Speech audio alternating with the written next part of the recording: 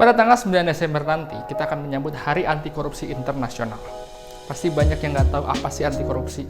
Apa sih itu korupsi itu? Soalnya kita yang cuma dengar OTT, operasi tangkap tangan, korupsi, koruptor.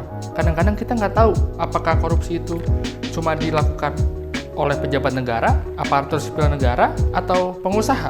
Mungkin sebelum itu kita masuk ke kelas Pak Ino dulu, kelas kewarganegaraan. Selamat pagi anak-anak. Oke, saya mulai saja ya. Jadi hari ini saya mau bahas tentang korupsi. Sebelum itu saya mau tanya, apa itu korupsi? Coba. Ya Ari. Cepat punya Pak. Itu koperasi. Pusat pembangunan Pak. Itu konstruksi. Kok mau meletus Pak? Itu erupsi.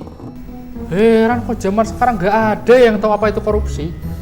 Jadi gini anak-anak, korupsi itu penyelewengan atau penggelapan uang negara. Jadi hanya uang negara, ada perusahaan juga untuk kepentingan pribadi maupun golongan. Ya golongan itu ya teman-teman kalian atau grup lah gitu. Nah, jadi kalian itu harus berlandaskan anti korupsi. Nah, anti korupsi itu berlandaskan kejujuran dan tanggung jawab. Kenapa saya bahas ini? Karena sebentar lagi kita akan menjambut Hari Anti Korupsi Internasional. Jadi Bapak minta kalian untuk membuat paper sebagai tugas akhir dari mata kuliah kewarganegaraan ini. Denny! Ya Pak. Kenapa mau tidur? Stretching Pak, lagi stretching Pak. Alah, stretching. Ini kuliah kewarganegaraan, bukan kuliah yoga. Ya Pak. Maria Vania, apa stretching segala nih. Sekarang saya tanya kamu, apa itu korupsi? Simpan pinjam Pak. Itu koperasi. Tadi saya sudah bahas. Jangan tidur kamu. Ya Pak. Jadi anak-anak, jangan lupa ya, papernya dikumpulkan 2 minggu lagi di akhir semester ini. Baik Pak.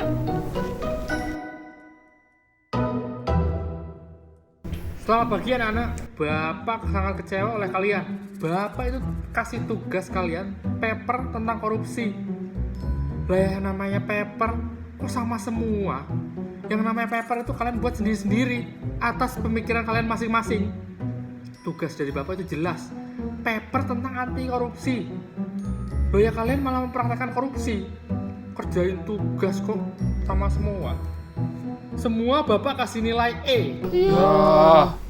Pak, maaf, karena aku yang membuatnya Pak. Kenapa aku juga dikasih nilai E? Oh jadi kamu ya Ajeng yang buat paper pertama? Ya udah, kamu Bapak kasih nilai E juga. Kenapa Pak? Lah ya iya, kamu itu harusnya bisa memberi contoh kepada teman-teman kamu. Karena kamu itu rajin. Mau yang mencontek atau memberi contekan, salah semuanya. Tapi di antara mahasiswa ada satu anak yang berbeda, yaitu Denny. Denny itu kalau lagi kuliah kadang nggak dengerin Bapak. Kadang juga Bapak nggak tahu otaknya lagi mikir kemana. Tapi Bapak tahu dia tuh jujur. Kenapa?